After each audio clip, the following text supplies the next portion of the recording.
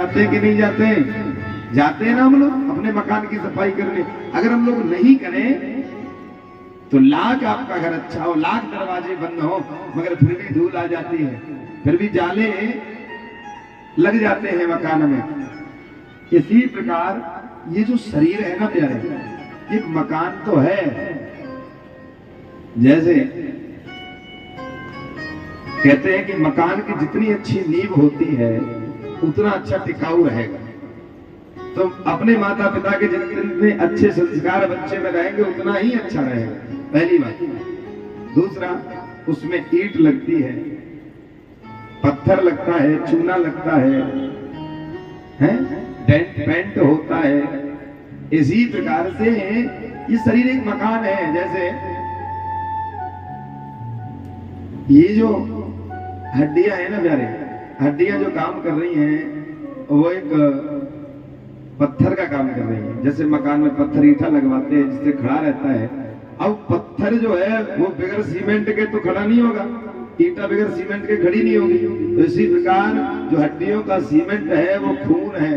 अगर उसकी कमी रहेगी तो मकान टिक नहीं पाएगा। कहीं ना कहीं से कोई ना कोई कमी शरीर में होती रहेगी। भैया आपके पास खून कम है ना, खून बनाओ। अच्छा, तो ये सीमेंट का काम करता है। और प्यारे, जो आप प्लास्टर करते हो ना बढ़िया, ये एक मांस जो है ये प्लास्टर है। और प्लास्टर के ऊपर आप बढ़िया क्या करते हो, पेंट करते हो, डिजाइन बनाते हो कि नहीं? इसी प्रकार जो ये चमड़ा है ये हमारी डिजाइन है। किसी की डिजाइन मकान की कुछ होती है, किसी की कुछ होती है। अब आप बताओ, हमारे आपका कुछ अलग स्वरूप, इनका कुछ अलग स्वरूप, उनका कुछ अलग स्वरूप, तो डिजाइन अलग के हैं। कोई एक तरीके से नहीं है हमारे, सब अलग अलग भगवान ने बनाए। तो ये मकान है और इसमें गंदगी, तो महाराज क्या बताएं, अगर इसमें भगवान नाम का संकीर्तन आप ना करें तो आप पाप में हो जाओगे। इसलिए जरूरी है साल भर में, 6 महीने में, 4 महीने में कथा का आप पान करें, भगवान का सत्संग करें, ताकि जो आपके अंदर के जाले हैं वो साफ हो जाएं। नहीं तो कितना भी अच्छा शरीर होगा वो मकान की तरह बिगड़ साफ सफाई के, बिगड़ सत्संग के वो खंडर हो जाएगा, वो नष्ट हो जाएगा। तो प्रेम से बोलो ना राधे। तो महाराज आज सोनका ऋषि सूत जी महाराज से प्रश्न कर रहे हैं, प्रभु हमारा आपसे कुछ प्रश्न है। बोले कहिएगा। बोले प्रभु पहला प्रश्न है कि मानव के लिए परम धर्म क्या है। दूसरा, मंदिर में हम जाते हैं तो बड़े भ्रमित हो जाते हैं। कोई कहता है जी राम बड़ा, कोई कहता है साहब कृष्ण बड़ा, कोई कहे दुर्गा बड़ी, कोई कहे काली बड़ी, कोई कहे गणेश जी बड़े। महाराज हम किसकी पूजा करें और किसे छोड़े, बड़ा कौन है? दूसरा प्रश्न सूत जी महाराज से किया। तीसरा प्रश्न कि वेद में परमात्मा का नाम है जी अजन्मा, और अजन्मा वो होता है जो कभी गर्भ में वास नहीं करे। अगर भगवान गर्भ में वास नहीं करते हैं तो देवकी नंदन वासुदेव नंदन कैसे बने, दशरथ नंदन राम कैसे बने, देवकी नंदन कृष्ण कैसे बने? कृपा करके बताएं महाराज। चौथा प्रश्न, भगवान के शास्त्र के अनुसार प्राकट्य कितने हैं, भगवान ने अवतार कितने लिए हैं?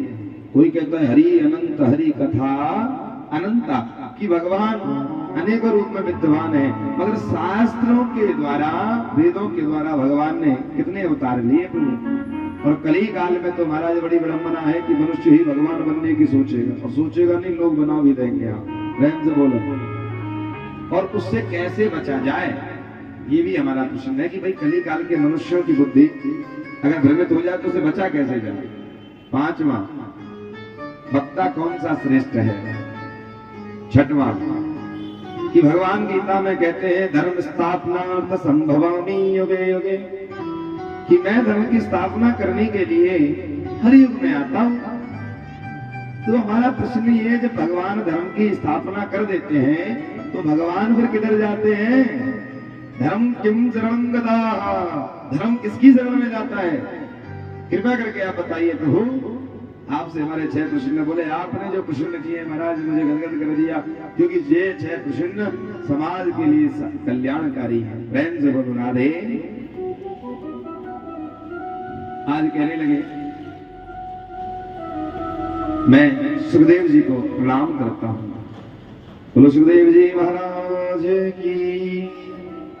आज कहने लगे, महाराज जी सुखदेव जी कौन है, कृपा करके आप हमें बताइए। बोले सुखदेव जी जो कि जिन्होंने 12 वर्ष अपने मातृ गर्भ में वास किया, माया के भय से गर्भ से ही नहीं निकल रहे। कहते नहीं, उनकी माता जी कहती हैं आओ, पिताजी कहते हैं बाहर आओ। बोले नहीं आएंगे। बोले क्यों? बोले कि जब तक नारायण नहीं आएगा और हमें वरदान नहीं देता कि हमारी माया तुम्हें नहीं पकड़ेगी, तब तक नहीं आएंगे। क्योंकि हमें पता है ये माया इतनी प्रबल है कि जो जितनी भी माला भगवान की है ना, ये सब छूट जाती है। माला ला की जगह या आ जाता है, माया आ जाती है। इसलिए हमें माया नहीं, हमें तो माला चाहिए। तो आज नारायण भगवान को आना पड़ा, कहा निकलो पुत्र, तुम्हें कोई आपत्ति नहीं होगी। आज सुखदेव जी महाराज 12 वर्ष गर्भ में वास करने के बाद बाहर आए हैं। बोलो सुखदेव जी महाराज की। जन्म लेते ही सुखदेव जी महाराज वनों की तरफ चलने लगे। वनों की तरफ जा रहे हैं तो आज उनके पिताजी को बड़ी पीड़ा होने लगी। अच्छा एक बात बताइए, जिन्होंने 12 वर्ष अपने पुत्र को आने का इंतजार किया हो है और वो आते ही वन की तरफ चलने लगे, तो पीड़ा तो पिता को होगी कि नहीं? अरे ऐसे समझिए जिसका पुत्र आंखों के सामने रहो, भगवान ना करे चला जाए। अरे महाराज कितनी पीड़ा होती है। मगर आज भागवत कह रही है और ये श्लोक कह रहा है कि कितनी पीड़ा है। वेद व्यास जी को कह रहे हैं, पुत्र पुत्र रुक जाओ, पुत्र रुक जाओ। यम प्रव्रजन्तमनुपेतमपेत कृत्यम द्विपायनो बृहकातराजुहावम् पुत्रेति तन्मता तर्वो अभिनेदुस्तं सर्वभूतहृदं मुनिमानतोऽस्मि। कहते तन्मयतया, ऐसी तन्मयता लग गई, ऐसे सब कुछ भूल गए वो वेद व्यास जी।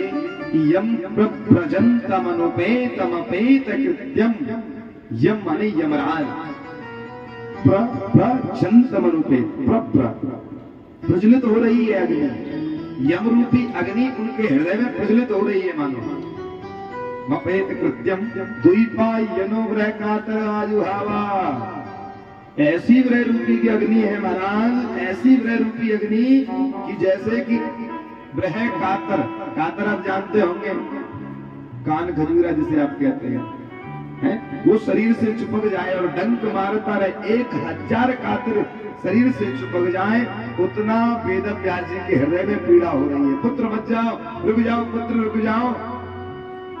पुत्रेति तन्मयता, कौन सी पीड़ा है? पुत्रेति, पुत्र की पीड़ा। सर्वोभिनेदुष्टं सर्वभूतहृदं मुनिमानतोऽस्मि। आज जो ज्ञानी पुरुष है वेद व्यास जी महाराज, वो भी मोह को ग्रस्त हो गए हैं। प्रेम से बोलो ना, आज रो रहे हैं। तो मानो कि वृक्षों ने जवाब दिया हो, वेद व्यास जी क्यों रो रहे हो? बोले कैसी बातें कर रहे हो, मेरा पुत्र चला गया, मैं रोऊंगा नहीं? अरे 12 वर्ष मैंने इसका इंतजार किया, आज मुझे छोड़कर जा रहा है। तो आज वृक्षों ने कहा, कौन किसका पुत्र? ना जाने तुम इसके कितनी बार पुत्र बने, ये तुम्हारे पिता बना। तुम कितनी बार पिता बने, ये पुत्र बना। ये तो एक चक्रव्यूह है, चलता रहता है। प्यारे, हम जो अपना समझ के बैठे हैं वो अपना नहीं है, ये चक्रव्यूह है। कभी कोई कभी कोई, ये तो आता जाता मेला है। अच्छा रिजर्व कोई रहा है क्या इस संसार में? बताओ, रहा है? कोई नहीं रहा, जाना सबको है। फिर भी कितने माया में ग्रस्त हैं कि कोई छूट ना जाए है? और जिस दिन छूटेगा उस दिन तुम्हारे पास कुछ रहेगा नहीं, सब कुछ छूट जाएगा, सब लोग तुम्हें लूट लेंगे। फिर भी तुम इतने माया में ग्रस्त हो। तो आज वृक्ष वेद व्यास जी को समझा रहे हैं। वेद व्यास जी एक क्वेश्चन का हमारे का जवाब दे दो, आपके पुत्र को लाकर हम देंगे। बोले आप बताइए, जल्दी बताइए, मैं अवश्य दूंगा। वेद व्यास जी को लग रहा है मैं ज्ञानी हूं तो मैं तो दे ही दूंगा ना जवाब।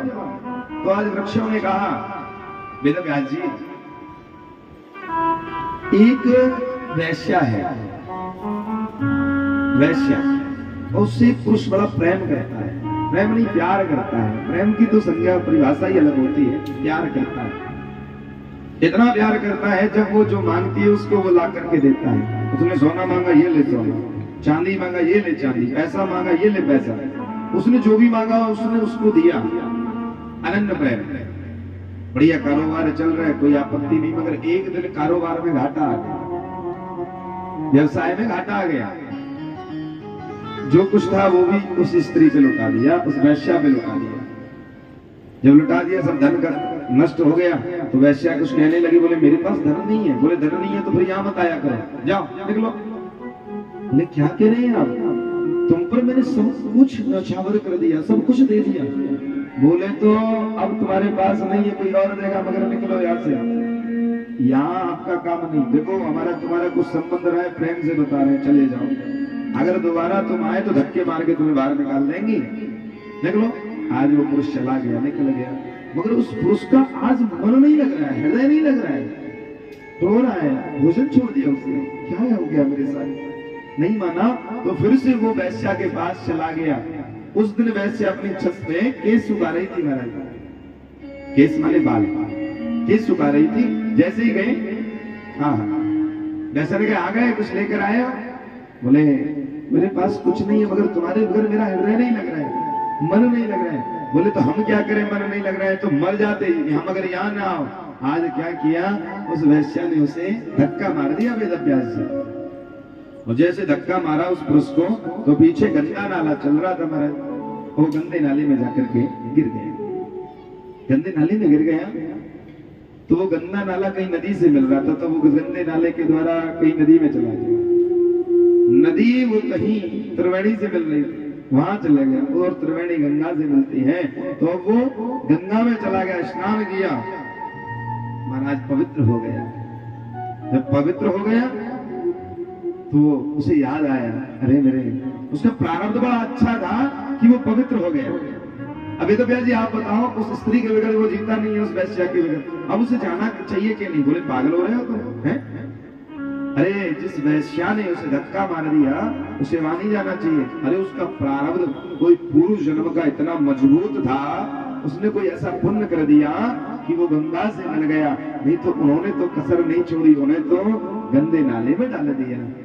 तो आज वृक्ष कह रहे हैं वेद व्यास जी, ये जो संसार है, संसार का नाम क्या है, तो क्या रखा गया है, माया। माया रूपी एक स्त्री है, और इस स्त्री में, माया में लोग इतना प्रेम कर लेते हैं, जब तक तुम्हारे पास माया है तो इस माया में तुम्हारी इज्जत है, चाहे तुम्हारे घर वाले ही क्यों ना हो, लाख पढ़ा दे लिखा दे, मगर जब पैसा नहीं रहे तो अपने पुत्र से, भैया तुम्हें किस लिए पढ़ाया, जाओ, हमारी बस की बात नहीं है, खाओ कमाओ बाहर निकलो। बिन पैसे की घर में कोई इज्जत नहीं, जिसके पास पैसा है, अरे आइए बाबूजी, बाबू है ये हमारा। और जो पैसा नहीं कमाता, अरे खून पीता है हमारा, कब जाएगा ये? जिस बुजुर्ग के पास पैसा है, पेंशन मदी हुई है, बड़ी सेवा हो रही है, बहू अलग पैर दबा रही है, बेटा अलग पूछ रहा है, क्योंकि पता है महीने का 30,000 आना है। सेवा तो वो है जो आप बिन पेंशन के भी सेवा करो ना, है? मगर कहने का भाव बिन पैसे के संसार में वैल्यू नहीं। और इस संसार में लोग इतना फंस जाता है, सबको अपना अपना समझ लेता है, ये मेरा है, वो जाते हैं रोता है, उनके लिए क्या क्या करता है, मगर वो भी एक दिन उसे धक्का मार के बाहर निकाल देते हैं। जिस दिन अंत समय आता है वो भी करता है, निकालो निकालो, यहाँ पे दुर्गंध हो जाएगी, जल्दी ले चलो भाई। अगर वो भगवान नाम में जा रहा है, कोई भजन कर रहा है, माया से छूट रहा है, तो उस दंगल में यहाँ पे डाल रहे होंगे इसे? बोले नहीं नहीं।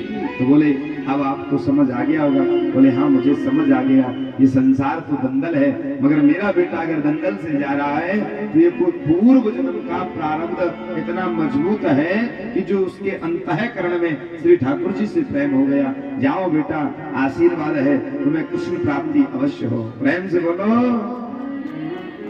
आज वेद व्यास जी लौट कर आ गए महाराज। ऐसे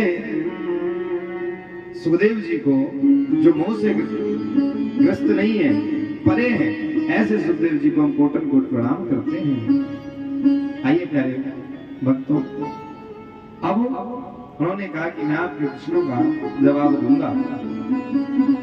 सूत जी महाराज ने कहा कि आपने पहला प्रश्न किया कि मानव के लिए परम धर्म क्या है। मानव के लिए परम धर्म क्या है? धर्म तो सत्य है, मगर परम धर्म, सर्वोपरि धर्म, सर्वोपरि धर्म है मानव के लिए निष्काम भक्ति। निष्काम भक्ति होनी चाहिए। देखिए, जो निष्काम भक्ति आपकी रहेगी, निष्काम भक्ति माने निष्काम हो, जिसमें कोई कामना ना हो।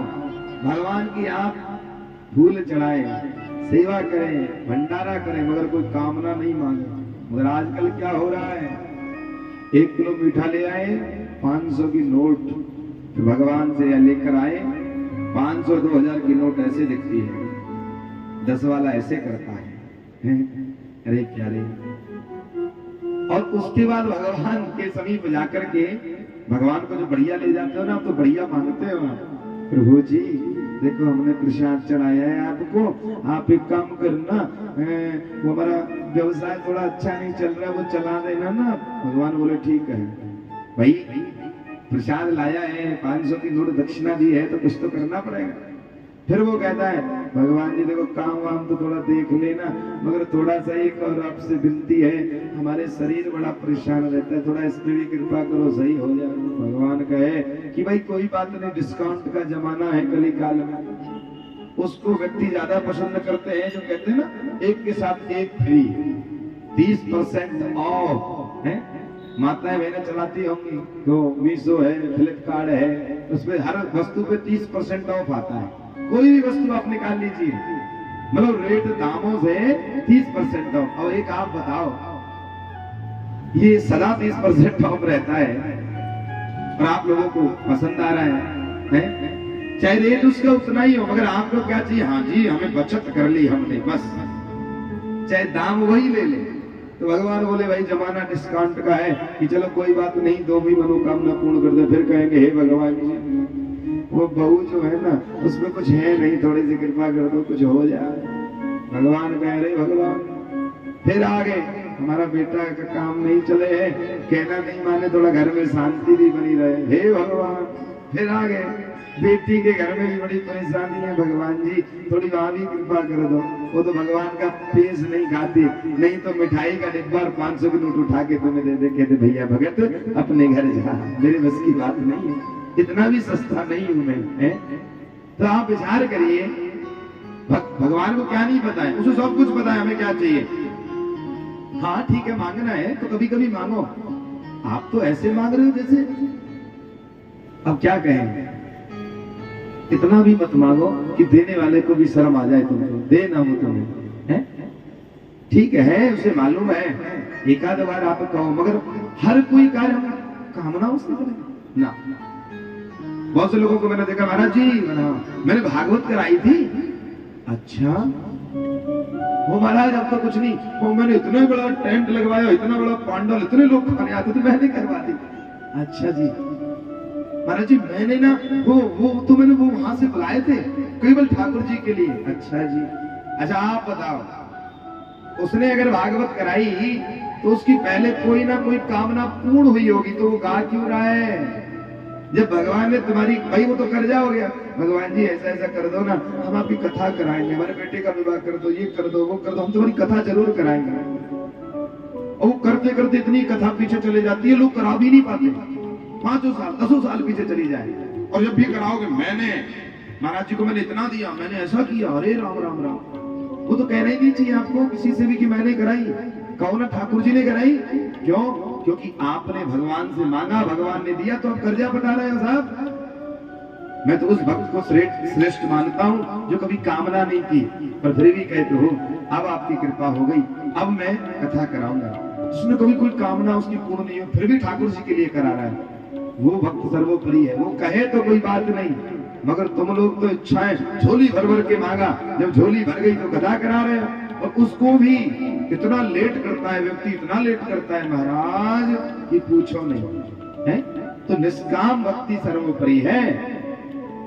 सोनकादि ऋषियों और दूसरा आपने कहा कि भगवान कौन सा श्रेष्ठ है, किसे पूजे किसे छोड़े। भगवान सभी श्रेष्ठ है। देखिए सब में श्रद्धा रखनी चाहिए, मगर निष्ठा एक में रखो, श्रद्धा सब में रखो। नारायण पुराण में लिखा है, श्रद्धा पूर्वा सर्वधर्मा मनोरथा फलप्रदाः, श्रद्धा साध्यते सर्व श्रद्धा उच्यते हरिः। नारद पुराण कह रहा है कि श्रद्धा सभी में रखो। जिसे आप देखो, आप कृष्ण के भक्त हो तो राम को भी मानो, शेरों वाली को भी मानो, हनुमान जी को भी मानो। निंदा मत करो किसी की। अगर आपने किसी की निंदा की जिसको आप मान रहे हो, आपका वो भी मानना व्यर्थ है, क्योंकि ये सब शाखाएं हैं, जड़ तो हमारा कृष्ण है, ब्रह्म है। कहने का भाव, आप कृष्ण भक्त हो, वैष्णो देवी जा रहे हो, जाओ ना, खूब जय माता दी बोलते जाओ, जय माता दी जय माता दी। मगर जब माता जी के पास पहुंचो तो कहो, हे माते ऐसी कृपा करो ना कि हमारा सदैव कृष्ण के चरणों में प्रेम रहे, अंत समय तक ये सांस जब तक रहे तो कृष्ण भक्ति छूटे नहीं। आप माता जी की भक्त हो, वृंदावन जाओ, राधे राधे बोलो, मगर जब बांके बिहारी के दर्शन हमारे कन्नुड़ा के करो ना तो बोलो, हे कन्नुड़ा ऐसी कृपा करो ना कि माता जी के चरण अंत समय तक छूटे नहीं। सही भी जाओ, फिर अब कलयुग के भक्त को मांगना पड़ेगा। तो जहां तुमने उस देव को मांगा है, उस देव से तुम मांगो, एक क्षण नहीं लगेगा आपकी कामना पूर्ण होने में। प्रेम से बोलो ना, ये प्रेम है तुम्हारो हे राम, ऐसो प्रेम। इतना तो आप जब भी बोल देती हैं, जब घर में कोई नमक मिर्च की कमी पड़ जाए तो पड़ोसी को भी सुन जाओ है कि इनके घर में आज नमक की कमी है। या क्योंकि आप लोगों की जो आवाज, जो स्वर है, वो माताएं बहनों का तो थोड़ा ऊंचा रहता है, तीखा सुर बनाया है भगवान ने। आप देख लेना, आपकी आवाज बड़ी पतली रहेगी माताओं की, है, ताकि पड़ोसी सुन ले। आपका लड़ाई झगड़ा पूरी कॉलोनी वाला सुन सकता है, मगर यहाँ राधे राधे आप ऐसे बोल रहे हो कि पांडाल के बाहर भी कोई नहीं सुन पाएगा, है? तो ऐसे नहीं बोलो, थोड़ा तेजी से बोलो, प्रेम से बोलो। हाँ, अब तो बोले हमारे सब भक्तजन, अच्छी बात है। यही तो ठाकुर जी कृष्ण होते हैं, जयकारा लगाना चाहिए। बोलो बाके हरिलाल की। कहने लगे तीसरा प्रश्न आपने किया, प्रभु का नाम है जन्मा, तो फिर वो जन्म लेके कैसे आए ना, देवकी नंदन कृष्ण कैसे बने? पहली बात, भगवान कभी जन्म नहीं लेते, वो अवतरित होते हैं, प्रकट होते हैं। क्योंकि देखो स्तुति भी भगवान ने जब देवताओं की है तो उन्होंने क्या कहा, भय प्रगट कृपाला दीन दयाला कौशल्या हितकारी, कहा कि नहीं?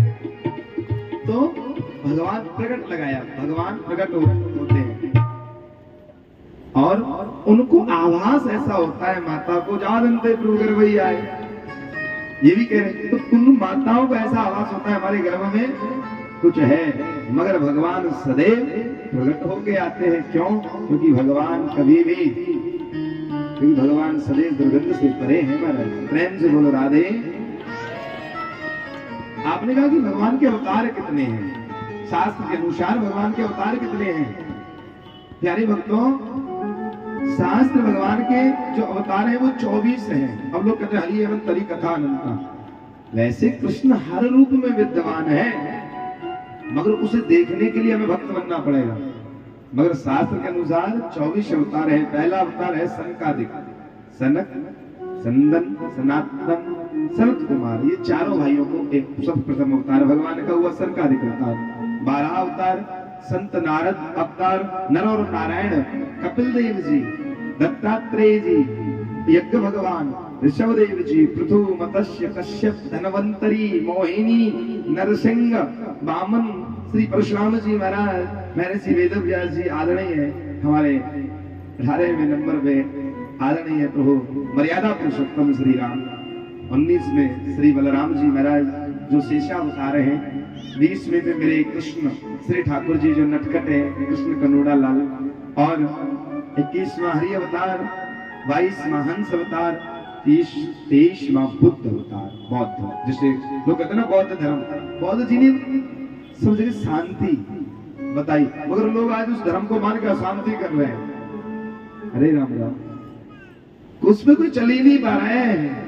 और कली काल में 24वां अवतार कल की अवतार, जब 23 मिथ्या नहीं है तो 24वां भी मिथ्या नहीं। भागवत में लिखा है, आगरा के पास में गांव है महाराज, वहीं पे श्री ठाकुर जी पहली बार ब्राह्मण के घर में अवतरित होके आएंगे। प्रेम से बोलो ना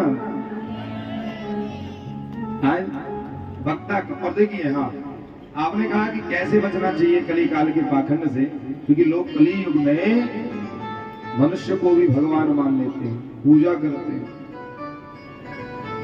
भक्त के द्वारा भगवान को प्राप्त किया जा सकता है कि भक्त की सेवा सर्वोपरि है। मैं निवेदन करूंगा अपनी माताएं बहनों से, जो पीछे विराजमान है वो थोड़ा आगे निकल आए, कोई नहीं, और इधर आ जाएं आप लोग आगे। जैसे आपको वहां पर परेशानी कोई ना, थोड़ा जगह दे दे, अभी तो जगह है? हाँ अभी तो जगह है, तो मैया बैठ सकती हैं, थोड़ा इधर उधर हो करके थोड़ा सा जगह आप सब लोग माताएं को दें। प्रेम से बोलो राधे। हाँ कल और बढ़वा देंगे, अभी आए बस बस बस बस बस इतनी भी हो जाएगा काम। जय हो जय हो। हरी मैया बिल्कुल ही ऊपर मत चढ़ियो भय गोविंद है। प्रेम से बोलो राधे। तो कहने का भाव, वक्ता कौन सा श्रेष्ठ है? बोले वक्ता वही श्रेष्ठ है जो गागर में सागर को भर के कहे, क्योंकि लोगों के पास अब उतना समय नहीं कि 8 घंटे 10 घंटे बैठ के कथा श्रवण करें। छठा प्रश्न आपने किया कि भगवान गीता में कह रहे हैं धर्म स्थापना संभवामि युगे युगे, मैं धर्म की स्थापना करने के लिए हर युग में आता हूँ महाराज। जब धर्म की स्थापना कर देते तो फिर जाते किधर है? धर्म किम शरणम गताः, धर्म किसकी शरण में जाता है? बोले इस प्रश्न का जवाब मैं आपको 7वें दिवसीय कथा में दूंगा। इस छठे प्रश्न का जवाब बोलो बाकी बिहारी लाल की। आज सूत जी महाराज कह रहे हैं सोम का दिन ऋषियों से, देखिए जब वेदव्यास जी लौट कर आए तो आज उन्हें हृदय में गिलानी हुई कि बताओ मेरा पुत्र इतना ज्ञानी है और मैं क्या कर रहा हूँ। वो जन्म लेते ही वन में चला गया तो मुझे कुछ करना चाहिए। तो आज वेदव्यास जी ने वेद को उठाया, उस वेद से 4 वेद बना दिए। पहले एक ही वेद था, मगर उस वेद से 4 वेद बना दिए। ऋग्वेद, यजुर्वेद, सामवेद और अथर्ववेद, 4 वेदों को बना दिया। थोड़ा पीछे कर दीजिए बेटा, गेर मत दीजिए, है ना। हाँ क्योंकि सब महाराज की टाट पे है ना। हाँ प्रेम से बोलो राधे। तो 4 वेद और 17 पुराणों की वेदव्यास जी ने रचना की थी। आप बोलोगे महाराज जी हमने तो पुराण 18 सुने, आप 17 बता रहे हैं। जब तक 17 पुराणों की ही रचना की थी और मगर उनके मन में हृदय में शांति नहीं मिली। और जब तक अपनी बनाई हुई वस्तु जब हम ही संतुष्ट नहीं है तो सामने वाला क्या संतुष्ट होगा। उन्होंने देखा लोग वही खा रहे हैं पी रहे हैं, भगवान की कोई भक्ति नहीं कर रहा, क्या किया जाए। तो आज नारद जी महाराज पधारे और उनको बताया और हाथ जोड़कर खड़े हो गए। प्रभु बहुत बड़ी कृपा की जो आप सदगुरुदेव भगवान पधारे। तो कहते हैं तीरथ नहाए को फल संत मिले फल चार, सदगुरु मिले अनेक फल कहे कबीर विचार।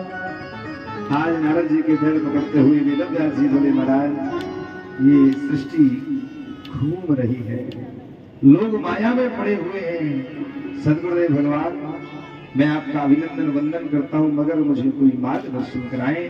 तो आइएगा सभी भजन के माध्यम से आप श्रवण करेंगे, ताली बजाते हुए श्री ठाकुर जी का ध्यान करेंगे। प्रेम से बोलो राधे।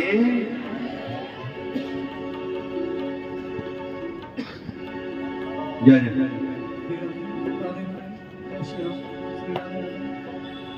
राधां कृष्णं स्वरूपामयि कृष्णं राधा स्वरूपगुणं कलात्मनं कुञ्जं श्री गुरुरूपं सदा भजे।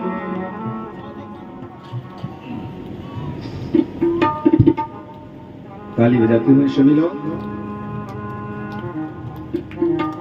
हे मुझे चरणों से लगा ले मेरे श्याम मुरली वाले, मुझे चरणों से लगा ले मेरे श्याम मुरली वाले, मुझे चरणों से लगा ले मेरे श्याम मुरली वाले, मुझे चरणों से लगा ले मेरे श्याम मुरली वाले।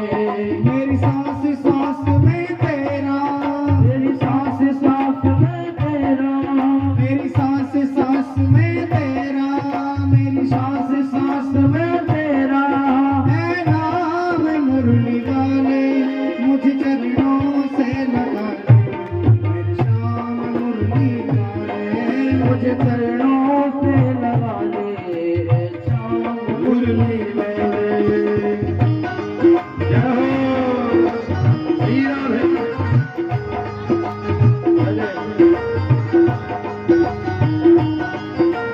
जय हो श्री राधे।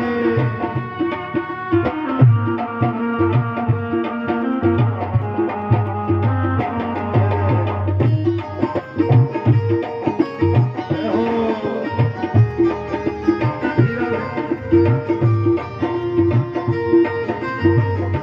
श्री राधे। ये पतझड़ है मेरा जीवन बन के बहार आजा, पतझड़ है मेरा जीवन बन के बहार आजा, पतझड़ है मेरा जीवन बन के बहार आजा, सुन ले पुकार कान्हा बस एक बार आजा, सुन ले पुकार कान्हा बस एक बार आजा, सुन ले पुकार कान्हा बस एक बार आजा, सुन ले पुकार कान्हा बस एक बार आजा। बेचैन मन के तुम ही, बेचैन मन के तुम ही, बेचैन मन के तुम ही यारा, चरणों से लगा ले श्याम मुरली वाले।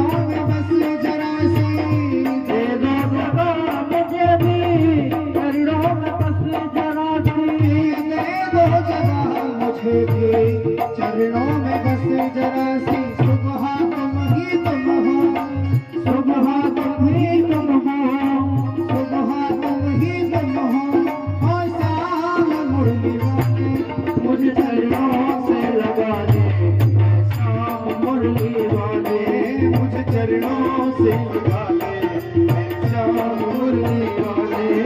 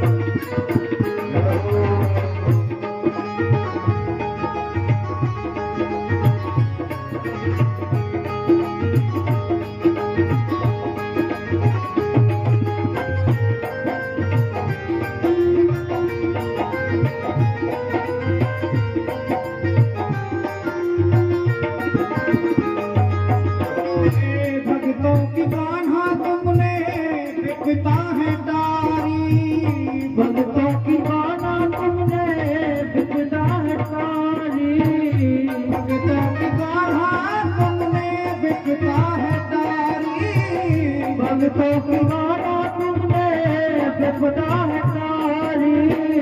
मेरी विवाहें थामो आके मुरारी, मेरी विवाहें थामो आके मुरारी, मेरी विवाहें थामो आके मुरारी। बिगड़े बनाए तूने, बिगड़े बनाए तूने, हर काम मुरली डाले, मुझे चरणों से लगा ले मेरे श्याम मुरली वाले, मुझे चरणों से लगा ले मेरे श्याम मुरली वाले। मेरी सास सास में तेरा, मेरी सास सास में तेरा, मैं राम मुरली वाले, मुझे चरणों से लगा ले मेरे श्याम मुरली वाले, मुझे चरणों से लगा ले मेरे श्याम मुरली वाले। बोलो बांके बिहारी लाल की जय। श्रीमद् भागवत महापुराण की जय। आइएगा प्यारे भक्तों, आज वेद व्यास जी ने नारद जी से कहा, तो आज नारद जी ने उन्हें चतुर्थ श्लोकी भागवत प्रदान कराई, जो कि ब्रह्मा जी से उन्हें प्राप्त हुई, आज वेद व्यास जी को प्राप्त कराई। और कहने लगे, ठाकुर जी महाराज, ये जब सृष्टि होती है, जब ये सृष्टि निर्माण होता है, तो इसमें ना जब भगवान इसका विनाश करना चाहता है तो कुछ नहीं, जल ही जल रहता है। केवल पर ब्रह्म परमात्मा इस सृष्टि में बसता है। तो एक दिन विचार आया उनके कि देखिए हम अकेले हैं, तो अच्छा है कि एक से दो हो जाए। तो देखिए, जिन्हें कहा जाता है नारायण, नारायण, तो उन्होंने नार, नार माने होता है ये जो जल होता है, संस्कृत में उसे नार कहा जाता है। नार माने जल, एन माने मकान, आन एन, एन माने मकान, रहने की व्यवस्था। तो उन्होंने शेष पर, उसी जल में एक शेष के ऊपर अपने रहने की व्यवस्था बनाई, तो उन्हें हम नारायण भगवान कहते हैं। बोलो नारायण भगवान की जय हो। आज उनके धूणी से कमल की उत्पत्ति हुई, नाभि से, नाभि से उनके कमल की उत्पत्ति हुई। ब्रज की भाषा याद आ गई, टूड़ी। तो नाभि से कमल की उत्पत्ति हुई, और कमल से जो डाल है उसमें से ब्रह्मा जी आए। ब्रह्मा जी ने सोचा कि मैं कौन हूँ, आज मानो कितने वर्षों कमल की डाल में ऊपर नीचे करते रहे, पता ही नहीं चला। उन्हें दो शब्द सुनाई दिए, तपः, जाइए तप कीजिए तब पता चलेगा। उन्होंने ध्यान लगाया कि कहने लगे, मैं कौन हूँ? नारायण ने कहा, मैंने आपको उत्पन्न किया है और प्रभु मेरा कार्य, बोले आप सृष्टि का संचार करिए। तो ये सृष्टि आप जो देख रहे हैं, ये पर ब्रह्म की कृपा से है, नारायण की कृपा से है। नारायण वही जो रूपों को बदल के आते हैं हमारे श्री कृष्ण। प्रेम से बोलो राधे। आज चतुर्थ श्लोकी भागवत को वेद व्यास जी ने 18,000 मंत्रों का निर्माण कर दिया, जैसे हम श्रीमद् भागवत महापुराण कहते हैं, इसी प्रकार से 18 पुराण। बोलो श्रीमद् भागवत महापुराण की। हम सोचने लगे, जब इतना सुंदर ये ग्रंथ है, इसे श्रवण किसे कराया जाए?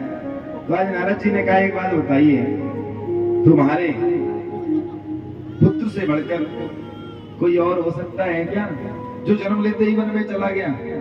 आज बोले कि उसे लेकर कैसे आऊं, वो तुम सब कुछ छोड़कर चला गया। बोले भागवत का एक एक मंत्र सिद्ध है, जाकर के आप उनके सामने बुलवाइए तो वो अवश्य आएंगे। तो आज गए, गौमुख नाम के शिष्य पधारे और उन्होंने सब प्रथम मंत्र गाया।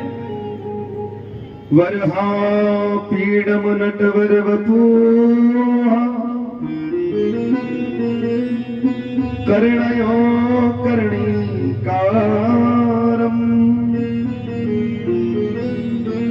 विप्रत्वासा कनककपीसम् वैजन्ती चामालाम्। हाँ देखो कितना सुंदर स्वरूप है, जिनका वाराह स्वरूप भी है। नटवर वपु कर्णयो कर्णीकारम, इस श्लोक में 2 बार कर्णयो कर्णीकारम आया है। कर्ण का जो शब्द है वो 2 बार आया है। क्यों आया प्यारे? ये भाव है इस श्लोक का कि जब गोपियां है ना कृष्ण से पूछने आती है कि नहीं आज किस रास्ते जाओगे ना, उसी रास्ते से हम निकलेंगे ताकि तुम चोरी कर पाओ। कर्णयो कर्णीकारम। अब यहाँ पर भाव है कि माता यशोदा खड़ी रहे हैं। जब मैया यशोदा के सामने अब गोपी पूछे तो कन्हैया बोल थोड़ी सके कि हम उस रास्ते आएंगे और ये कर देंगे ना। तो फूल कन्नेर का फूल कनक कपीसम वैजंती जमालाम, जो कन्नेर का फूल है वो अपने कान में लगा के रखते हैं। माता खड़ी रहती है तो उस फूल को इस कान से उठाते हैं और इस कान में लगा लेते हैं। तो गोपियां समझ जाती है कि आज इस रास्ते से जाएंगे। जब इस कान में लगा रहता है तो इस कान में लगा लेते, गोपियां समझ जाती है जिस रास्ते से जाएंगे। तो भगवान की कभी कभी स्थिति ऐसी भी बन जाती है जो बोल नहीं पाते, इशारों से ही समझाते हैं। प्रेम से बोलो। दिव्य वैजयंती माल है, बड़ा सुंदर दिव्य रूप है, स्वरूप है। सुखदेव जी की आंखें खोली, फिर सोचने लगे सुंदर स्वरूप तो किसी का भी हो सकता है, नटखट कोई भी हो सकता है। तो आज आंखें बंद करके फिर बैठ गए। वेद व्यास जी के पास शिष्य गया, बताया तो आज दूसरा श्लोक और दिया कि जाओ ये गुनगुनाइए। आज उन्होंने वो जाकर के गुनगुनाया है। अहो वक्य स्तन कालकूटम जिज्ञांसया पाए यदा प्रसादवी लेभे गतिं धातृ चिंता ततो अन्यं कं वा दयालुं शरणं व्रजेम। औवक्यं स्तनकालकूटं जिज्ञासया पाये यदा प्रसादवी लेवे गतिं धातृ चिंतां ततो अन्यं कं वा दयालुं शरणं व्रजेम। देखो देखो, ऐसा कोई और दूसरा भगवान है ही नहीं सृष्टि में जो पूतना औवक्यम स्तन कालकूट, कालकूट नाम का विष अपने स्तनों पर लगाकर आई श्री ठाकुर जी को मारने के लिए। मगर कृष्ण ने उसके अवगुणों को नहीं देखा, एक गुण पकड़ लिया। क्योंकि भगवान अगर अवगुणों को देखने लग जाए तो हम तरे नहीं। मगर उन्होंने एक गुण देखा कि जो ये कार्य कर रही है ना, ये कार्य मेरी माता वाला, यशोदा वाला कार्य करेगी, जो मुझे स्तनपान कराएगी। तो इसमें मुक्ति कौन सी दूं? तो आज भगवान श्री कृष्ण ने उन्हें मुक्ति भी वही दे दी जो माता यशोदा को मिलनी चाहिए थी। गंवा दयालु शरणं व्रजेम, इससे बड़ा दयालु भगवान कोई और दूसरा हो ही नहीं सकता। प्रेम से बोलो ना। तो आज सुखदेव जी की आंखें खुली, बोले आपने ये सब कहां से श्रवण किया? बोले ऐसे एक नहीं, अरे हजारों 18,000 श्लोक हैं आपके पिताजी के पास, चले जाइए आप। आज एक क्षण नहीं सोचा, दौड़ करके आज पिताजी के पास गए, चरणों को पकड़ लिया। पिताश्री हमें श्रीमद् भागवत कथा का श्रवण पान कराइए। अब पिताजी ने सोचा कि अगर ऐसे ही करा दिया तो लोग कहेंगे अपना पुत्र था इसलिए श्रवण करा दिया। तो आज राजा जनक जी के यहाँ भेजा है तो उन्होंने घोषणा की कि काम, क्रोध, लोभ, मोह को सुखदेव जी ने जीत लिया, तब श्रीमद् भागवत कथा श्रवण करने के अधिकारी हुए हैं। तब उन्होंने श्रीमद् भागवत कथा श्रवण की है। मगर आज कली काल में देखिए महाराज कैसी दुर्दशा हो गई है। आइए कथा श्रवण कर लीजिए, कथा हो रही है। हाँ गाएंगे, पहले लोग बुलाया। आज हमें धर्म को बचाने के लिए, संतों को धर्म को बचाने के लिए आज ये भी कार्य करना पड़ रहा है। जगह जगह जाकर सनातन संस्कृति का प्रचार भी करना पड़ रहा है कि ताकि लोग जागे। और ऐसा समय आ गया, कुछ भूल नहीं इस कली काल। कहते ना कली ना धर्म मित्रेण, धर्म का ही मित्र नहीं हुआ। देखो ब्राह्मणों की क्या दुर्दशा हो रही है महाराज कली काल। और जो कि ब्राह्मण गौ बड़े प्रिय है नारायण को। व्यासपीठ की मर्यादाओं को लोग भूल गए, इस पे और लोग भी आकर बैठ गए। कहा ब्राह्मण है सब। अच्छा जी, अब आपको तो नहीं पता, माथे पे तो नहीं लगा, चंदन लग रहा है तो आपने तो ब्राह्मण समझा। देखो जन्म और कर्म दोनों ही जरूरी है, जन्म भी जरूरी है तो कर्म भी जरूरी है। ब्रह्म जनाति इति ब्राह्मणा, ब्राह्मण भी वही है जो ब्रह्म की चर्चाएं करे, मगर वो बेचारा क्या करे, छोड़ता जा रहा है। क्यों? क्योंकि और लोग चंदन फूटा बढ़िया बड़ा बड़ा लगावे हैं, लगाने के बाद ऐसे बैठे कि जैसे कि मानो तूने कोई, आज मैं सत्य बता रहा हूँ आपको, आधे से ज्यादा जो ये व्यास घूम रहे हैं, आधार कार्ड अगर चेक कर दिया जाए कि आप कहाँ के हो साहब, ब्राह्मण हो के नहीं, चलो आधार कार्ड पे नाम भी लिखा रहता है, मगर उस पर वो तो लिखा रहता है ना कि जनरल हो कि, ये तो सब पता ही रहता है? आधे से ज्यादा लोग नहीं मिलेंगे आपको, आधे से ज्यादा। मगर क्या करें, लोगों ने सब इसको घूम रहे हैं। अरे किसी की बदनामी करके मिल जाए तो भी ठीक है, मगर ये गलत है। आज नहीं तो कल उनको भोगना पड़ेगा। अगर आपकी घर का कोई चुरा कर कोई ले जाए, उसे भोगना नहीं पड़ेगा, भोगना तो पड़ेगा। क्योंकि कहा गया है, देखो या तो वो भक्त हो, मगर भक्त अगर होगा तो फिर इस ये जो कार्य है ना, ब्रह्म जनाति इति ब्राह्मणा परिवारे सर्वोच्च भक्ति नाम। क्योंकि जो भक्ति करके भक्त लोगों को भगवान से चर्चाएं करके और कुछ मिले, उससे अपना परिवार चलाए, ये ब्राह्मण का कर्तव्य है, मगर और लोगों का नहीं। अगर वो भक्त है तो फिर उन्हें कुछ चाहिए नहीं, समझना मेरी बात। अगर भक्त है तो भक्त तो कोई भी हो सकता है, ऐसा नहीं है।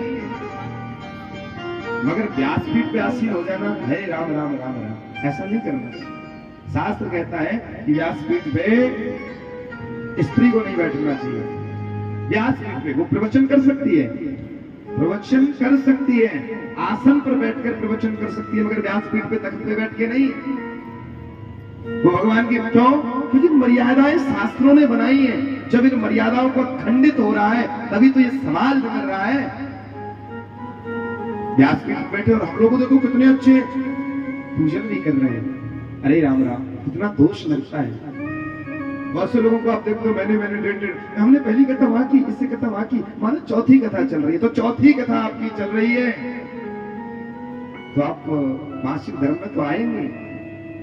और जब आएंगे और आप भगवान ना करे एक क्षण भी, व्यासपीठ में बैठने के बाद यजमानों का नाश, तुम्हारा नाश तो होना है सुनिश्चित है, मगर यजमान बेचारे कहाँ जाए, उसी को विश्वास ना हो, हमारे पास आ जाना, शास्त्र उठा के दिखा देंगे, मंत्र दिखा देंगे कि ये लिखा है, इस पे व्यासपीठ पे स्त्री नहीं विराजमान होनी चाहिए।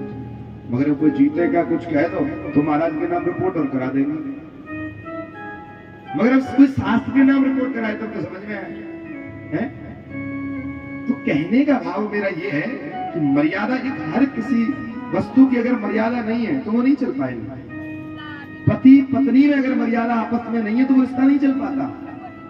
लाख आप अच्छे हो, मर्यादा भूल जाओ पतियों की तो आप पति आपका स्वीकार नहीं कर पाएगा, या पति मर्यादाएं भूल जाए तो आप पत्नी उसे स्वीकार नहीं कर पाएगी। उसी प्रकार मर्यादा जो भूलेगा उसे ठाकुर जी कभी माफ नहीं करेगा, कभी क्षमा नहीं करेगा। मगर आप लोग भी जानो, अगर व्यासपीठ पे स्त्री वर्ग बैठा है वहां से दूर से ही राधे राधे करके चले आओ, क्योंकि अच्छा है, उस नरक में गिरने से बढ़िया है कि अपने घर ही ठीक रहे। प्रेम से बोलो राधे।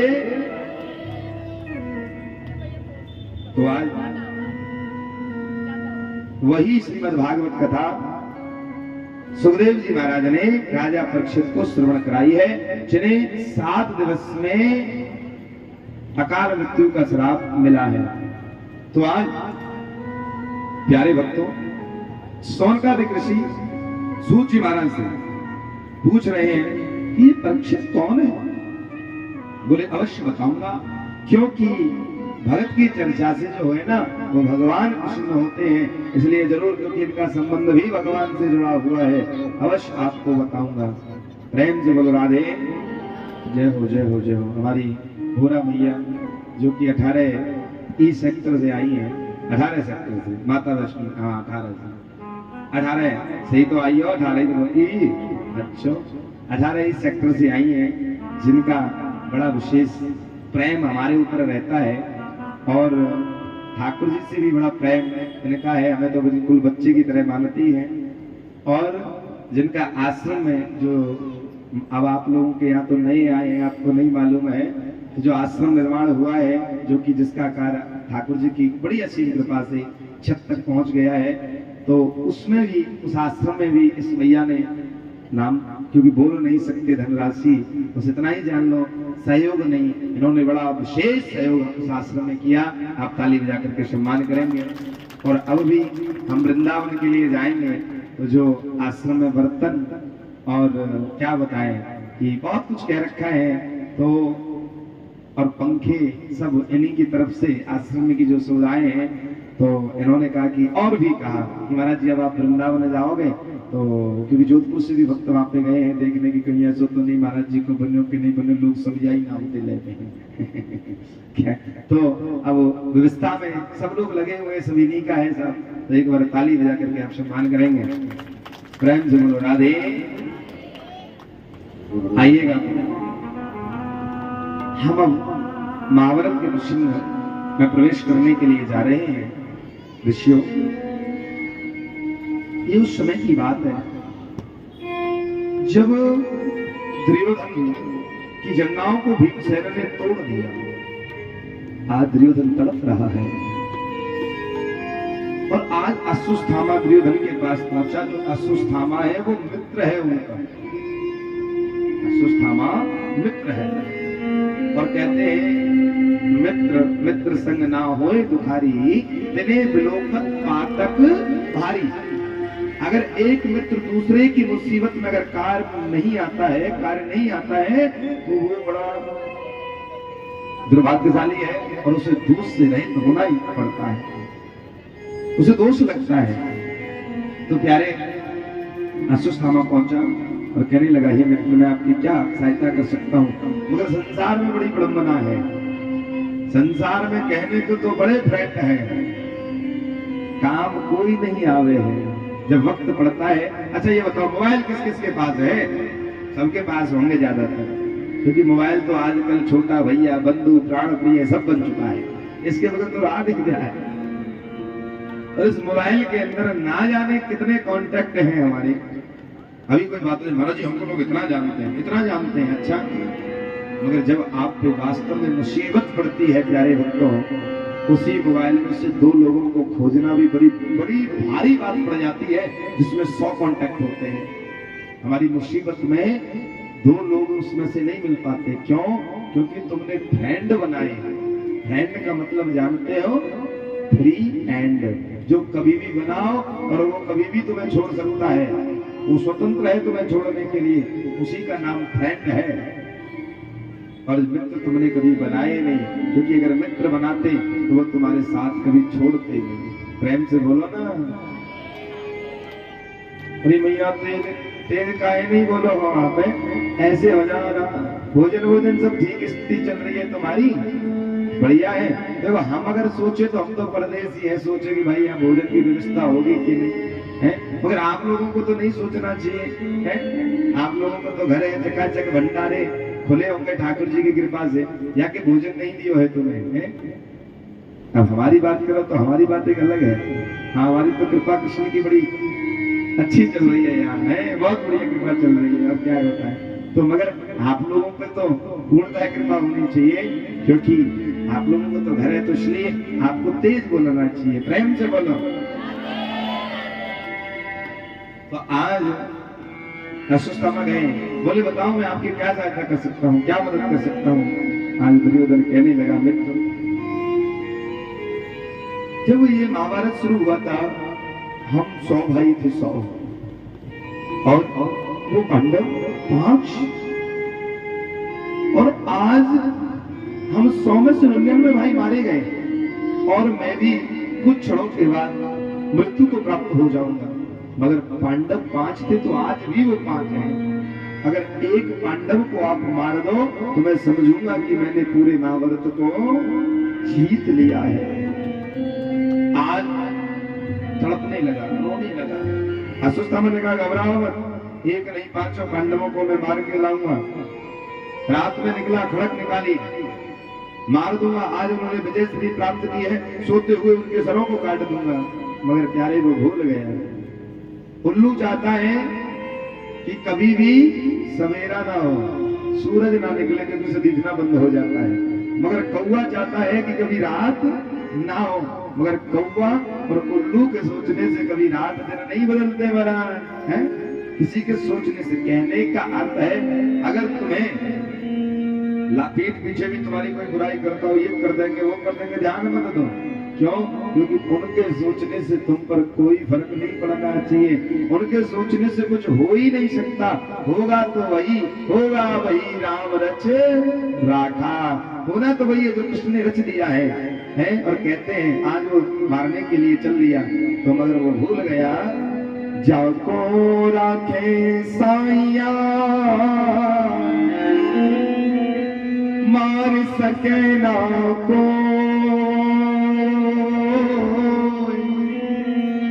बाल न बाका कर सके, जो जग बैरी हो। जिनका रक्षक स्वयं गोविंद होता है, उन्हें कोई कुछ कर सकता है क्या? आज पांडव सोए हुए हैं और गोविंद इधर इधर इधर उधर चल रहे हैं। अर्जुन की आगे पूरी रात्रि के 12 बज रहे हैं। प्रभु प्रणाम करता हूँ, आप सो क्यों नहीं रहे हो? सो जाइए, अब तुम राजा बन गए, विजय श्री प्राप्त कर ली। कृष्ण मानो कह रहे हो कि अर्जुन, जिस भक्त ने अपने जीवन की डोर मुझे सौंप दी है वो सो सकता है, उसे अधिकार है सोने का, क्योंकि सब कुछ समर्पित उसने हमारे लिए कर दिया है महाराज, सब कुछ समर्पित कर दिया। मगर जिस भक्त ने जीवन की डोर मुझे सौंप दी वो सो सकता है, मगर उसके जीवन में अगर कभी कोई संकट आता है तो मैं नहीं सोता हूँ, मैं नहीं सोता। बोले प्रभु आप चाहते क्या है? बोले मैं ये चाहता हूँ कि आप एक काम करो, यहाँ से ना आप यहाँ पर शहर मत करिए, थोड़ा आगे आगे जाइए, मतलब उधर शिविर में आप सो जाइए। तो बोले ठीक है बात, जैसी आपकी इच्छा। आज वो पांडव वहां पर सो गए। सोने के बाद प्यारे भक्तों, उधर सुनी सैया को जब देखा तो उनके 5 पुत्र आए और वहां आकर के सो गए। पीछे से उन्होंने दुपट्टा ओढ़ लिया, पीछे से सुस्तामा आया, और सुस्तामा जैसे ही आया सोचे पांडव सो रहे, खड़क को उठाया है महाराज, और आज खड़क को उठाकर जैसे ही प्रहार किया तो उन निगोद बच्चे द्रौपदी के 5 बच्चों को सर काट के दुपट्टे में लपेट के खुश होकर दुर्योधन के पास पहुंचा। मैं 5 पांडवों के सर लाया। आज दुर्योधन को विश्वास नहीं हुआ, क्या कह रहा है? जो कार्य कर्ण नहीं कर पाया, द्रोणाचार्य कृपाचार्य सारे नहीं हम लोग कर पाए, इसने कैसे कर दिया? विश्वास नहीं हुआ तो दुपट्टे को हटाया, देखा हे राम राम राम, तूने तो हमारे वंश में कोई पानी देने वाला भी नहीं छोड़ा। आज दुर्योधन का भी प्राण हो गया। और उधर जब भोर हुई, सुबह हुई, तो आज द्रौपदी रो रही है, आज रो रही है। जैसे ही देखा कि पुत्रों के सर नहीं धड़ पड़े हैं, खून में लगी, आज रोने लगी है। प्रभु मैंने तो सोचा था कि इस महाभारत से अब ये पूर्ण हो गया, मगर मुझे क्या पता कि मेरे 5 पुत्रों को और खा गया जो मेरे जीने के सहारे थे। हे गोविंद, आज एक इतना पीड़ा उन्हें हृदय में हो रही है कि मानो कि गाय की तरह आज वो चिल्ला रही है, उसे कष्ट कर रहा हो। अर्जुन समझा रहे हैं तुम रो मत।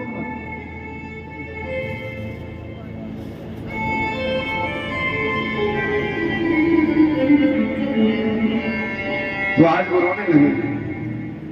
तो अर्जुन ने कहा तुम घबराओ मत, जैसा तुम कहोगे मैं उसको ऐसा ही मारूंगा, मगर रो मत। बोली उसको मारने से क्या मेरे पुत्र वापस आ जाएंगे हैं? और क्या तुम्हारी जो गुरु माँ है द्रौपदी, क्या वो रोएगी नहीं? उसके भी एक ही पुत्र है, चाहे जिसका 1 हो तो 5 हो तो मरने का दर्द जो है वो तो बराबर ही होगा। नहीं नहीं नहीं नहीं, आज अर्जुन को बड़ा क्रोध आया, उसे पकड़ कर ले आया। आइएगा एक भजन के माध्यम से कि द्रौपदी की हृदय की पीड़ा आप सब समझें और ताली बजाते हुए श्री ठाकुर जी का ध्यान लगाएंगे। प्रेम से बोलो राधे।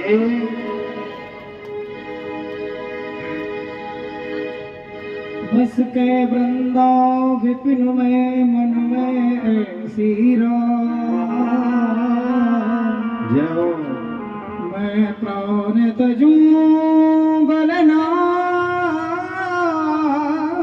तजूं, जय हो। मैं रहूं कुंवर के पास, जय जय। सामने आओगे या आज भी पर्दा होगा, सामने आओगे या आज भी पर्दा होगा,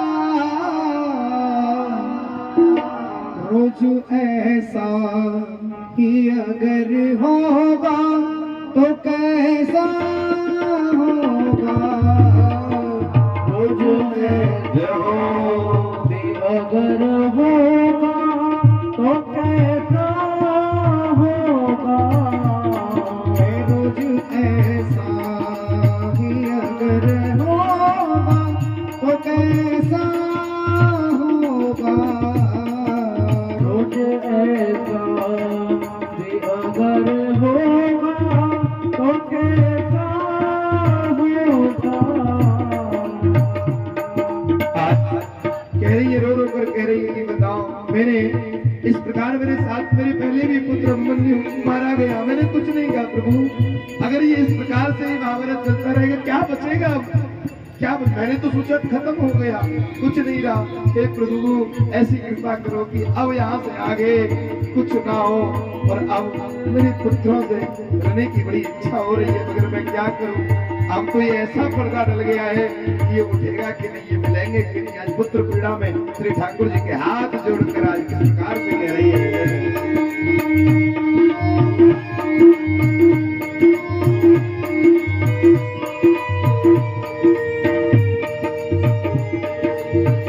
ताली बजाते हुए शनि बजाते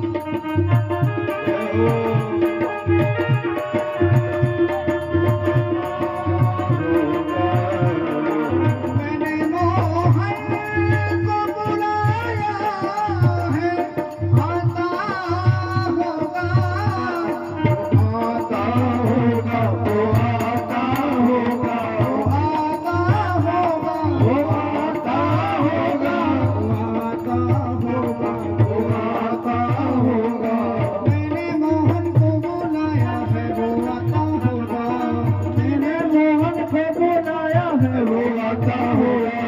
मैंने मोहन को बुलाया है वो आता होगा। मैंने मोहन को बुलाया वो आता होगा।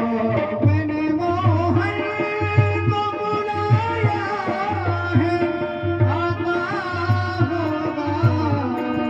तुम भी आना, तुम भी आना, तुम भी आना मेरे घर आज तमाशा होगा। तुम भी आना मेरे घर आज तमाशा होगा। सामने आवे या आज भी पर्दा होगा। सामने आवे या आज भी पर्दा होगा। तुझ ऐसा तुझ ऐसा भी अगर होगा तो कैसा होगा। तुझ ऐसा भी अगर होगा तो कैसा होगा। रोज ऐसा भी अगर होगा तो कैसा होगा। की हरिदास की जय हो। श्री ठाकुर जी महाराज की, श्रीमद् भागवत महापुराण की। आवाज चेंज हो गई। हाँ देख लो। जय जय जय श्री कृष्ण, राधे राधे। जय जय जय श्री कृष्ण, राधे राधे। आगे अब आगे प्रेम से बोलो। हाय। जब महाराज द्रौपदी रोने लगी, अश्वत्थामा को केस पकड़ के लाया गया। श्री ठाकुर जी को छोड़ दिया जो कृष्ण ने जाने। आज कृष्ण से पूछा गया, हे प्रभु क्या किया जाए आप बताइए। कृष्ण क्योंकि ये तो कह रही है मुंचता में से ब्राह्मणों ने राम गुरु छोड़ दीजिए कि ये गुरु पुत्र भी है और ब्राह्मण भी है, नहीं मारना चाहिए। श्री ठाकुर जी महाराज आप बताइए क्या करें हम। तो कृष्ण ने कहा सही तो कह रही है, गलत थोड़ी कहा है। बोले क्या कहना चाहते हैं प्रभु आप। बोले हाँ ब्रह्मावंतव्य आता था ये उदाहरण मई भव्य माहुनातम परिपानुशासनम। देखो ब्रह्मा वंधुन हंतव्य, ब्राह्मण कैसा भी हो उसे मारना नहीं चाहिए, और बालकों का हत्यारा जो भी हो उसे छोड़ना नहीं चाहिए। बोले प्रभु आप कैसी बात कर रहे हैं, ये ब्राह्मण भी है और बच्चों का हत्यारा भी है। तो बोले ब्राह्मण का मारना आप जानते हैं, जदपि जग दारुण दुख नाना। जदपि जग दारुण दुख नाना। जदपि दुख दारुण दुख नाना। सब ते कठिन जाति अभिमाना। सबसे कठिन जाति अभिमाना। सबसे कठिन जाति अभिमाना। आज वो समझ गए कि ब्राह्मण को मारना ही मारना नहीं, केवल ब्राह्मण का अपमान कर दीजिए वही सबसे बड़ा मरना है। आज अश्वत्थामा के मस्तक में जो मणि है उसको निकाल लिया और अमर तत्व का वरदान दे करके छोड़ दिया। आज हम लोग हिंदू या सनातन कहिए हिंदू कहिए बात एक ही है। तो हम लोगों को जैसे आपने देखा होगा, सब लोग जानते हैं कि नमक ज्यादा नहीं लेना चाहिए, नमक हथेली पे नहीं लेना चाहिए, और नमक उतना ही ले, नमक जमीन में नहीं फेंकना चाहिए, दोष होता है।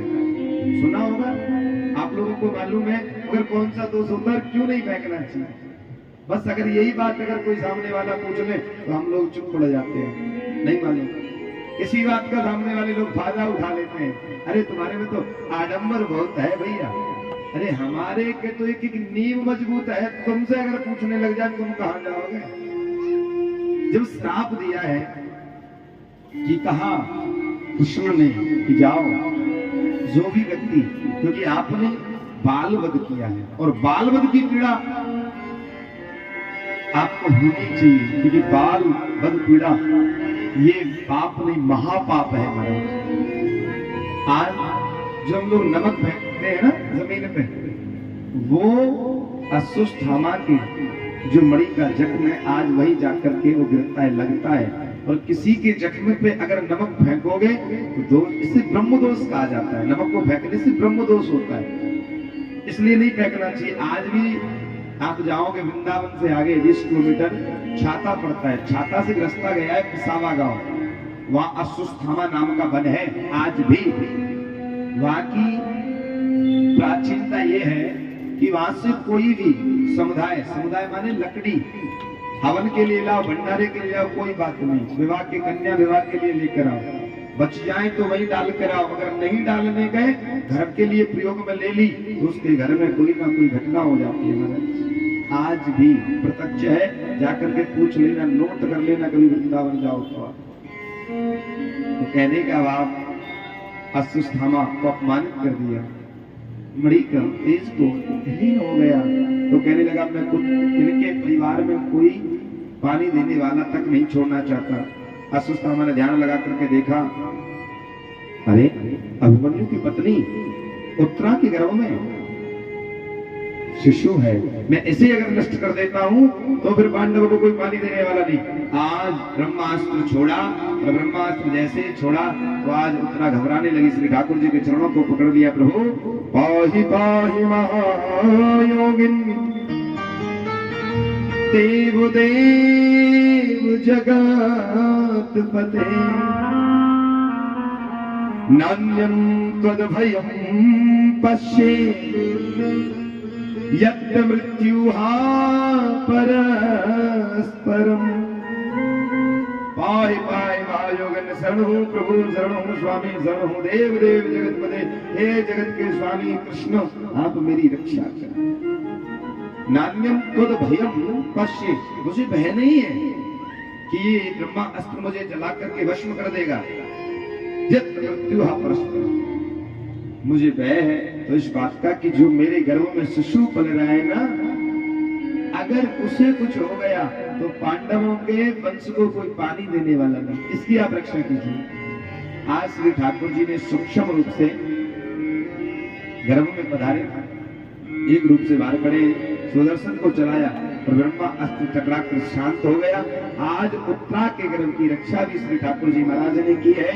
वही बालक जो गर्भ के अंदर है, राजा परीक्षित के नाम से जाना गया। और दुनिया में एक ही बच्चा ऐसा है जिसने गर्भ के अंदर भी श्री ठाकुर जी के दर्शन कर लिए। प्रेम से बोलो ना, तेज बोलो ना भैया। हाँ, तो कहने का भाव श्री ठाकुर जी ने रक्षा की। और जीवन में याद रखना प्यारे भक्तों, अगर आपके जीवन में कितना भी बड़ा कष्ट है, ग्रह क्लेश है, जो से आप पीड़ित हो, एक कार्य उठा लीजिए, एक माला नित्य प्रतिदिन इस मंत्र की, इस जाप की आप जरूर करें।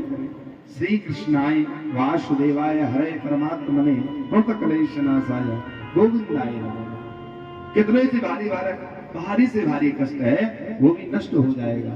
या फिर चौपाई का पाठ करें, दीन दयाल व्रत संभारी हरहु नाथ मन संकट भारी। एक वर्ष आप करके देखिए महाराज, जीवन में कितना भी बड़ा आप परेशान है, ग्रह क्लेश या किसी से भी, आपको बहुत शांति मिल जाएगी। ये हमारे शास्त्र कहते हैं। प्रेम से बोलो राधे। जब कुंती ने ये देखा तो आज कृष्ण के चरणों को पकड़ लिया। जाओ जाओ, बोले अरे बुआ जी रुको रुको रुको, क्या कर रहे हो? अरे आप तो श्री कृष्ण द्वारिका वासिन देव देव जगतपते। अरे कृष्ण, आप तो स्वयं द्वारकाधीश हो, स्वयं नारायण हो। बोले पागल हो गई हो? कहा पागल हो गई हो तुम? बोले क्या हुआ? अरे हम आपके भतीजे बुआ जी, कोई भगवान भगवान ना है, हम हाँ भगवान नहीं है। बोले कृष्ण, ये जो तेरा नाटक है ये समझ में नहीं आता। तू किसी का भतीजा बन जाता है, किसी का बेटा बन जाता है, किसी का बाप बन जाता है, तो जो जैसा चाहे तू ऐसा बन जाता है। ये तेरी दयालुता है, मगर वास्तविक में तू है तो नारायण ही रे। आज बोले बुआ जी आप क्या कह रही हो? नारायण है? बोले हाँ। अच्छा ठीक, चलो हम नारायण हैं। अरे भैया अर्जुन, धर्मराज जी, युधिष्ठिर भैया, नकुल सहदेव भीमसेन, देखिए बुआ जी क्या कह रही है, हमें भगवान बता रही है, भगवान। और भगवान तो किसी को कुछ ना कुछ देता जरूर है, आप मांगो, आपको क्या चाहिए। धर्मराज युधिष्ठिर जी ने कहा कि मैं धर्म का रास्ता कभी परित्याग ना करूं। बोले तथास्तु। भीमसेन ने कहा महाराज वैसे ही बड़ी बदनामी है हमारी, तो खाता बहुत है, हम तो खाते पीते तुम्हारा नाम जपते रहे। बोले ऐसा ही होगा। अर्जुन ने कहा प्रभु मैं आपका शिष्य हूँ, ये गुरु भाव मेरे हृदय से कभी ना जाए। बोले ऐसा ही होगा। नकुल सहदेव ने कहा अपने भाइयों की सेवा में लगे रहे, यही हमारा धर्म है। बोले ऐसा ही होगा। द्रौपदी ने कहा ये सखा भाव कभी ना जाने पाए। बोले ऐसा ही होगा। उनकी बहन सुभद्रा ने जब मांगा कि हे भैया अंत समय पे तुम्हारा नाम नहीं आता, ये जो मन रूपी पंछी है ये आपके चरण रूपी पिंजड़े में कैद हो जाए।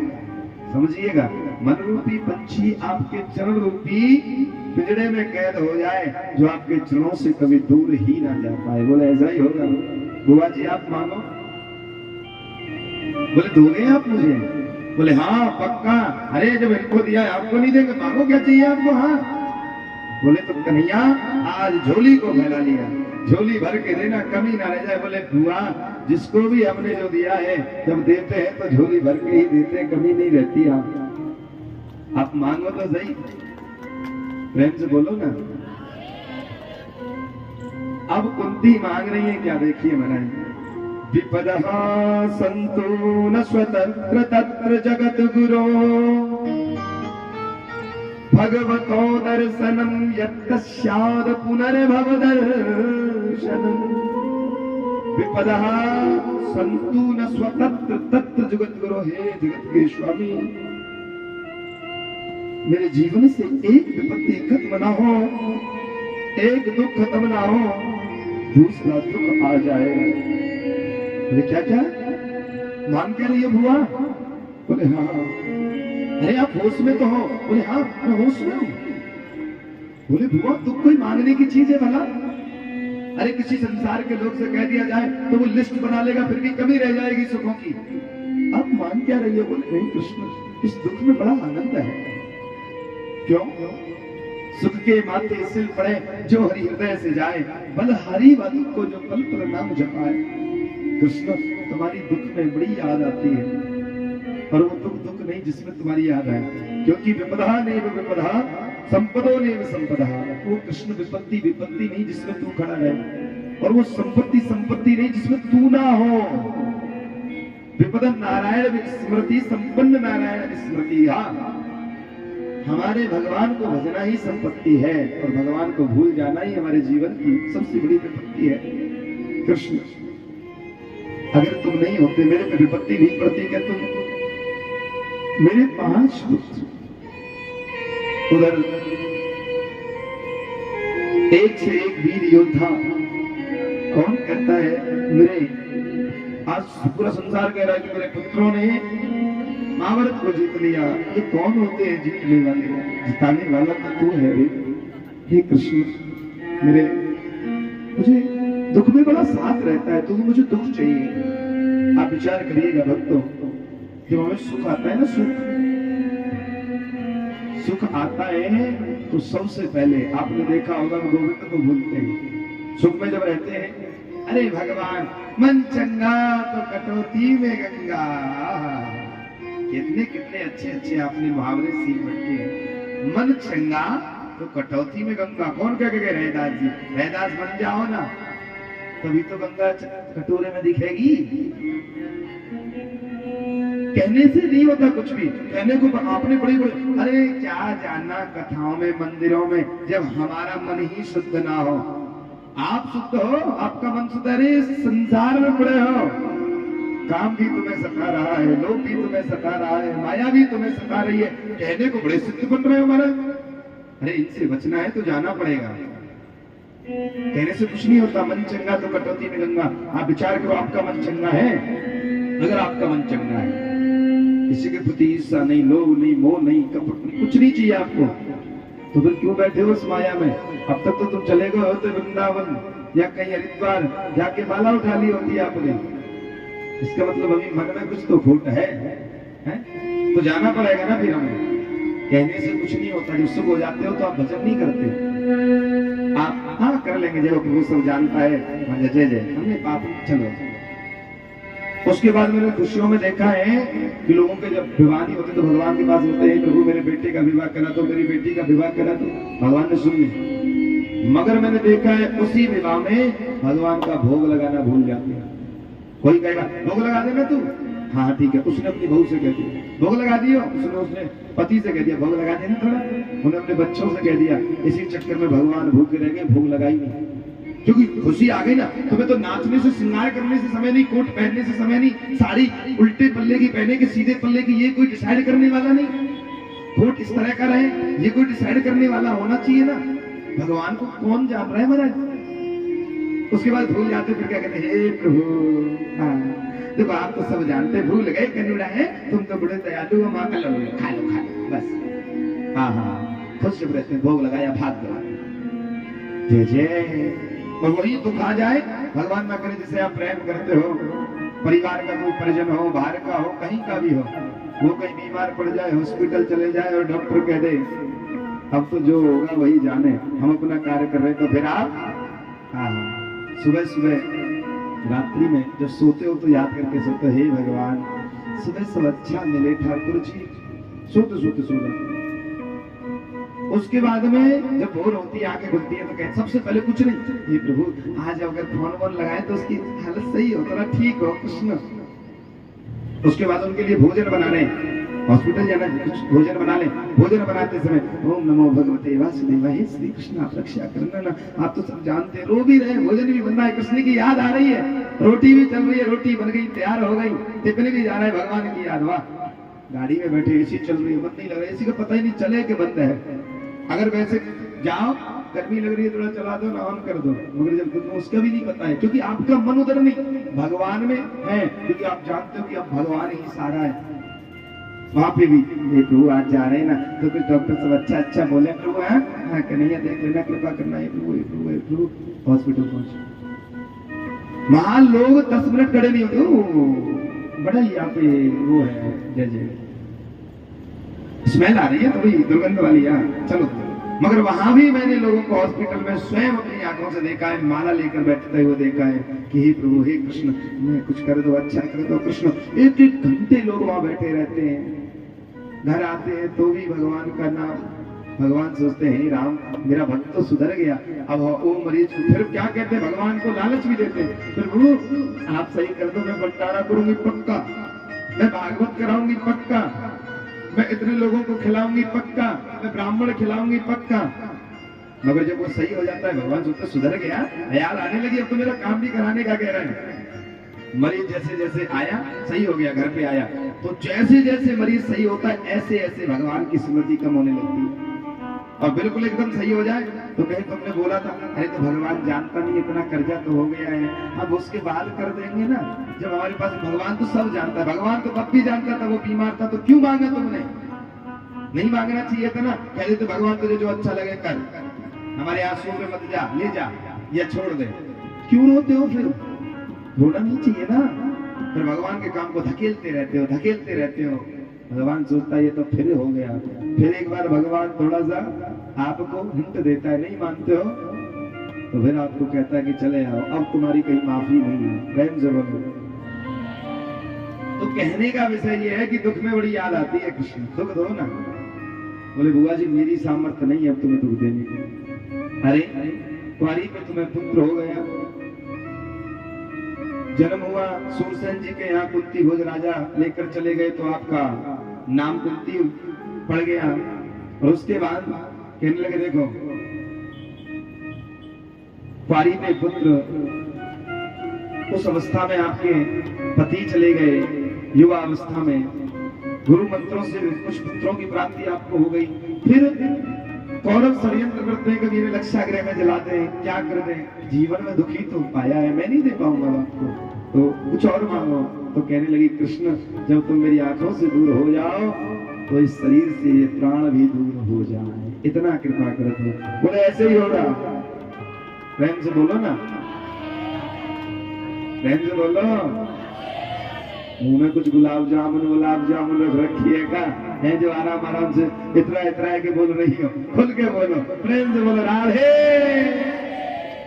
हाँ, तो आज श्री ठाकुर जी ने पांडवों को रात्रि भर बैठ कर गीता का ज्ञान दिया, मगर धर्मराज जी के मन में बाल्य भाव है, तो आज उन्हें ले जाकर के भीष्म पितामह के पास ले गए और भीष्म पितामह ने आज जैसे आप पधार रहे हैं तो श्री ठाकुर जी का स्वागत किया। आइए आइए प्रभु आइए पधारिए। तो कहने लगे कि देखो ये ना राजा बन गए हैं और राजा इस देश के राजा बन गए, तो कुछ आप ज्ञान दे दो। भीष्म पितामह कहने लगे वाह प्रभु वाह, मैं कुछ ज्ञान दे दूं? मैं इन्हें क्या ज्ञान दे पाऊंगा? अरे तुम से बड़ा कोई ज्ञानी है?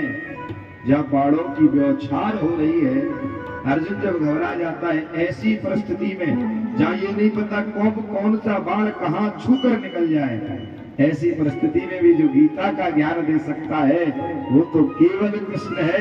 वो भीष्म पितामह के भी बस की बात नहीं है।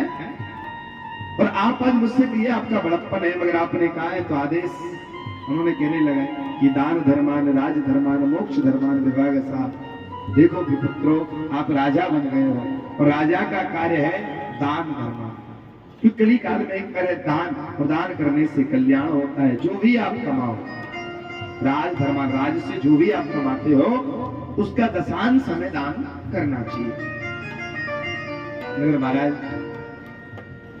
राजा को दशांश दान करना चाहिए, मगर देखो आप बात बात पे कहते हैं हम अपने घर के राजा हैं, है कि नहीं? पहले बड़े बड़े राजा छोटे राजा से हुआ करते थे, ऐसे हम भी अपने घर के राजा हैं। और जिस घर का राजा नहीं होता ना वो घर चलता नहीं है, जिस घर का मुखिया नहीं होता वो घर चलते नहीं।